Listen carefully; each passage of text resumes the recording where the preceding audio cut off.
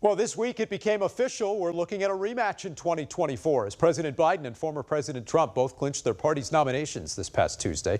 Let's bring in our panel right now to talk about that and some of this week's other top stories. Here with us in studio this week, we have former state party chair for the Indiana Democrats, Robin Winston, 2016 vice chair for the Indiana Trump campaign, Tony Samuel, and two former state lawmakers. For the Democrats, former state rep Terry Austin, and for the Republicans, former Representative Mike Murphy. So, Mike, I'll start with you. This may not be the rematch that America wants when it comes to the polling out there, but like it or not, it is the one we've got. A few new wrinkles, though, among them the former president's legal troubles, and likely, of course, a new running mate, too, though we still don't know who that will be or what impact that may have on the race. That's true, and it's really not what we want. And that's not what the Democrats want. It's not what the Republicans want. You have two It's what some Democrats and Republicans want, relatively maybe not senile, everybody. somewhat crazy guys running. We don't know who Trump's pick is going to be for vice president yet. All we can hope is they can get through their debates, they keep their memories. Suffice to say, this is not the rematch you wanted. Oh, no, well, no. I'm saying I don't think most of America does.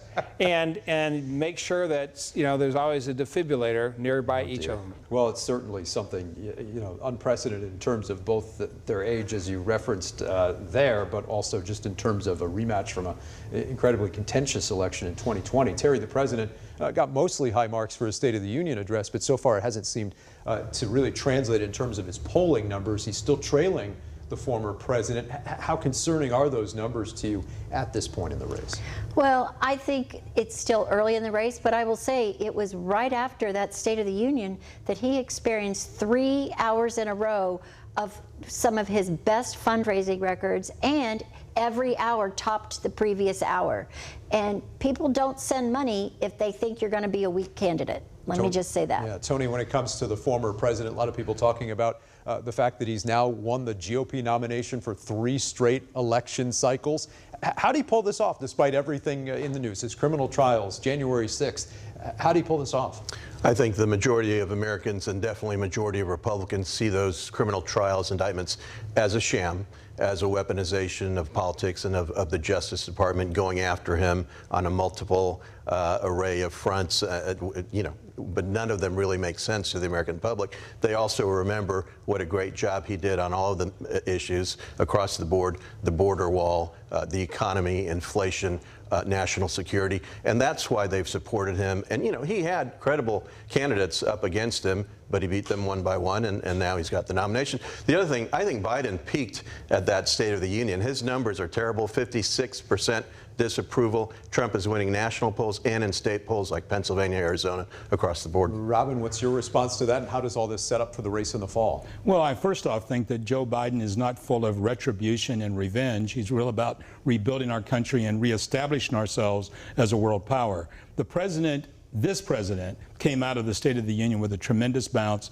He's going to do very well. Keep your eyes on the big blue wall across the Midwest that we're going to win once again. Those numbers are peaking up. UAW endorsed the president. He announced this week he's against the Nippon Steel sale, which really does help in Northwest Indiana because it's selling to a Japanese firm. Mike, let's switch here to the race for governor and the legislative session. The $1 billion Medicaid shortfall still looming large over the State House, and it's something that the next governor is really going to have to tackle here as well. Absolutely, and when you have a supermajority in the House and the Senate, nobody's going to investigate the Holcomb administration. So that leaves it up to the next governor, whoever he or she is, probably a she, to try to fill the gaps, plug the holes in the dike, so to speak. All right, Terry, what's your response to that and your thoughts on just how this session wound up here overall? Well, it really was a session that they did nothing really for Hoosiers, Hoosier families, Hoosier students, except continue to manufacture crises and problems and then try to propose their own solutions.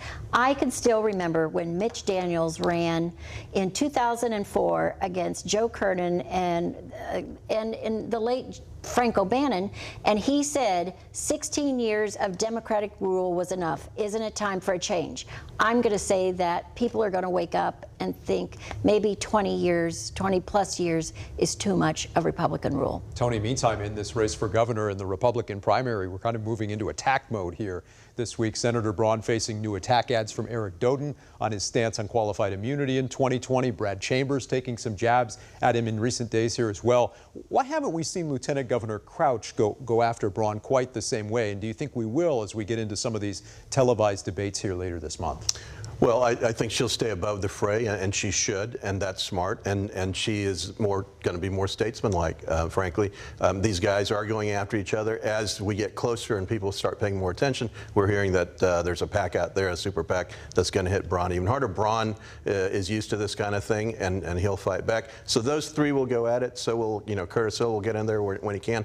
But Suzanne will stay above the issue. She talks about her 4 building blocks. She's got the most comprehensive plan. And on the Medicaid issue, she's separated herself because she cares about those folks. Those folks have found to champion her. She's got an ad to that effect, and that's been her issue, throughout her career. Robin, how do you see this race from across the aisle, and does all this infighting stand to help Jennifer McCormick's campaign in the fall? Well, first off, $1 billion is gone. Kids that are most vulnerable are going to have to look for an entirely new system. I don't know. I thought there was an inspector general that inspected wrongdoing in the state government. Apparently, they don't exist anymore. So the bottom line is nobody's done anything there. Now the circular firing squad started, Dan. Everybody's shooting at each other in the Republican primary. While they're shooting, Jennifer's moving down, getting phone banks ready, yard signs ready, texting, talking to voters. 43% of the Republican vote in a poll that I read recently said that their voters were undecided in the primary. Those are going to be a lot of women voters because they have no choice among any of the people in the ticket. Still a lot of undecided voters in that Republican primary. And of course, we'll have that debate between the top 4 candidates in that race coming up later this month right here. Well, coming up next, the governor signs a bill that finally legalizes happy hour in Indiana. You'll hear what he's saying about that straight ahead.